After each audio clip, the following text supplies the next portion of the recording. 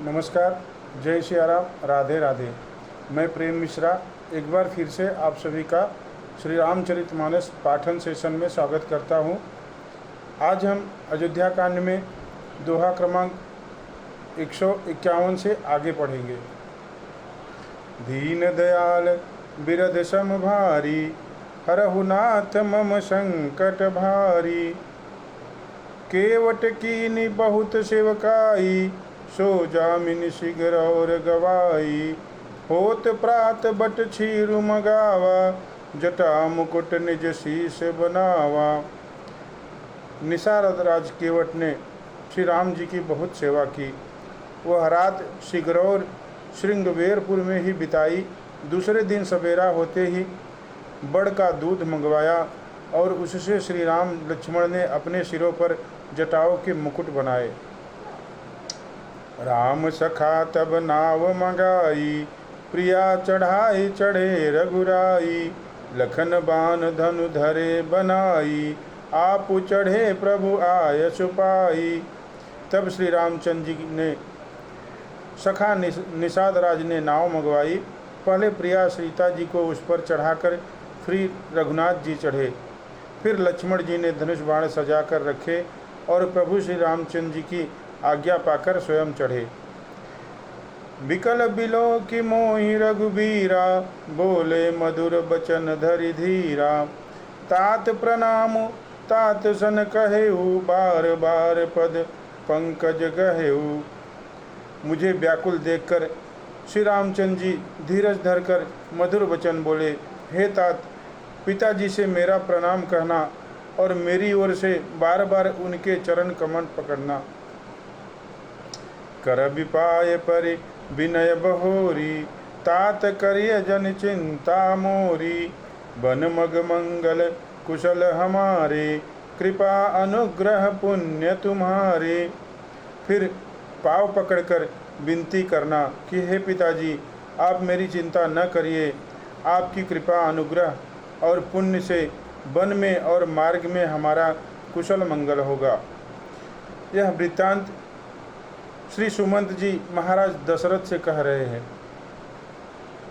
दीन दयाल बिरद सम भारी, हरहु नाथ मम संकट भारी।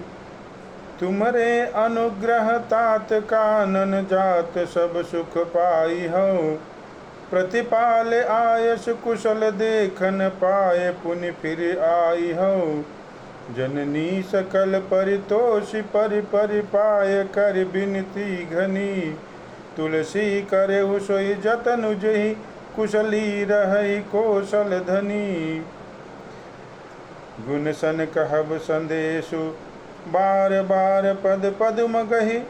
करब सोई उपदेशु, जहि न सोच मोहि अवधपति। हे पिताजी, आपके अनुग्रह से मैं बन जाते हुए सब प्रकार का सुख पाऊंगा। आज्ञा का भली भांति पालन करके चरणों का दर्शन करने कुशल पूर्वक फिर लौट आऊँगा। सब माताओं पैरों पड़ पड़कर उनका समाधान करके और उनसे बहुत विनती करके तुलसीदास जी कहते हैं, तुम वही प्रयत्न करना जिसमें कौशलपति पिताजी कुशल रहे।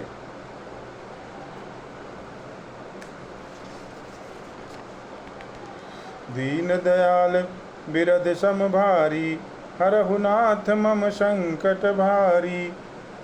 पुरजन परिजन सकल निहोरी, तात सुनायहु बिनती मोरी।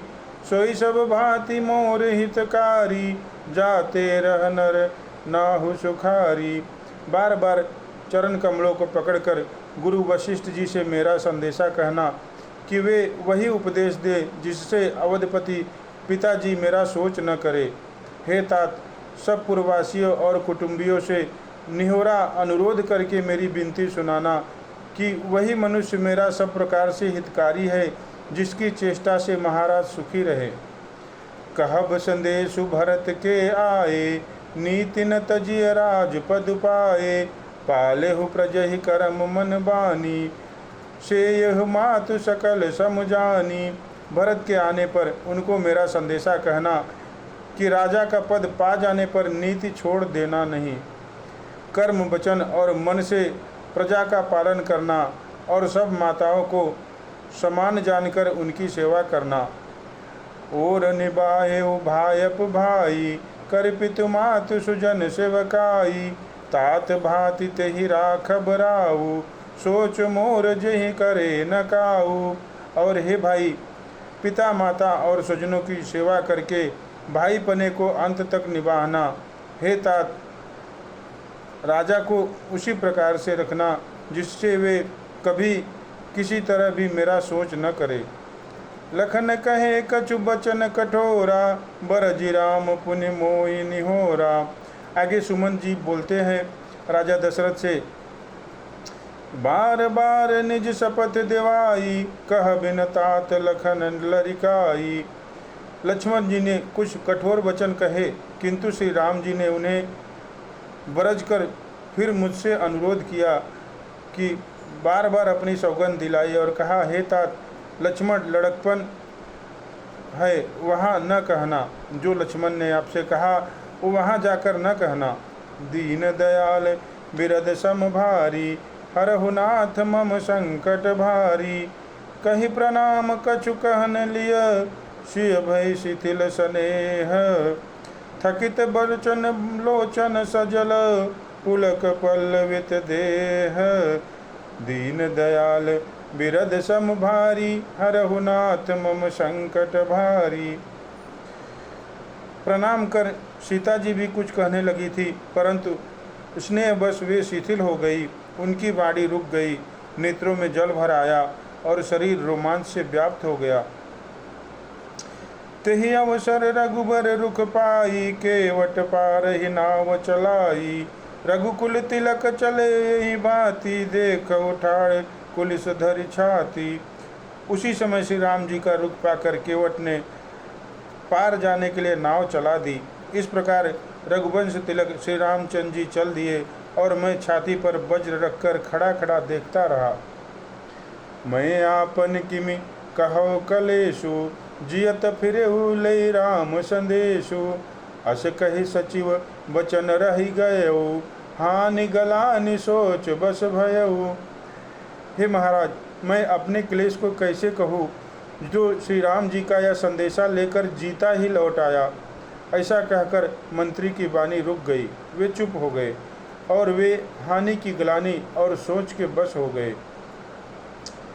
सूत बचन सुनत ही नर नाहु परे उधर न्यूर दारुन दाहु। तलफत विषम मोह मन मापा माजा मन हुमीन कहु व्यापा। सारथी सुमंत के वचन सुनते ही राजा पृथ्वी पर गिर पड़े। उनके हृदय में भयानक जलन होने लगी।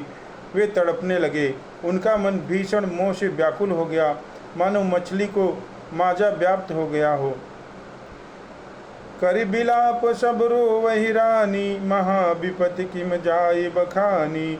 सुनि बिलाप दुखहु दुख लागा धीरज हो कर धीरज भागा।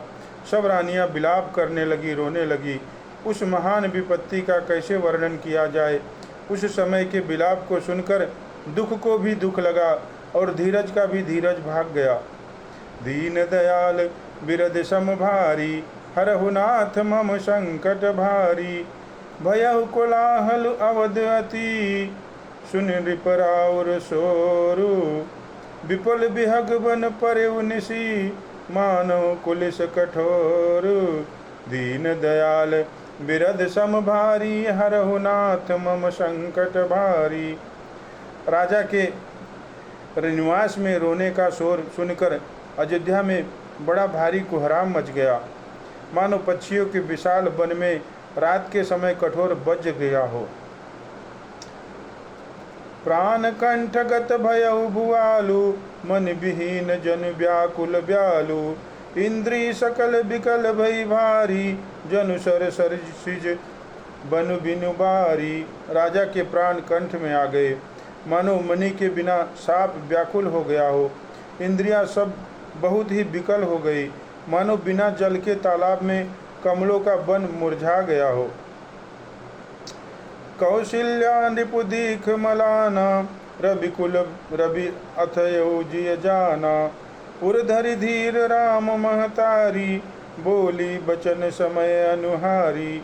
कौशल्या जी ने राजा को बहुत दुखी देखकर अपने हृदय में जान लिया कि अब सूर्य कुल का सूर्य अस्त हो चला। तब श्री रामचंद्र जी की माता कौशल्या हृदय में धीरज धरकर समय के अनुकूल वचन बोली। नाथ समुझ मन करिय विचारु, राम वियोग पयोधि अपारु। करन धार तुम अवध जहाजु, चढ़े सकल प्रिय पथिक समाजु। कौशल्या जी बोलती है, हे नाथ, आप मन में विचार समझ कर कीजिए कि रामचंद्र जी का वियोग अपार समुद्र है, अयोध्या जहाज है और आप उसके कर्णधार हैं। सब प्रियजन ही यहाँ पे यात्री और समाज है जो इस जहाज पर चढ़ा हुआ है। धीरज धरिय तपाय पारू, नाहित बूढ़िय सब परिवारू। जो जिय धरिय विनय पिय मोरी, राम लखन सिय मिली बहोरी। हे नाथ, आप धीरज धरिएगा तो सब पार पहुँच जाएंगे, नहीं तो सारा परिवार डूब जाएगा। हे नाथ, हे स्वामी, यदि मेरी विनती हृदय में धारण कीजिएगा तो श्री राम लक्ष्मण सीता फिर आ मिलेंगे।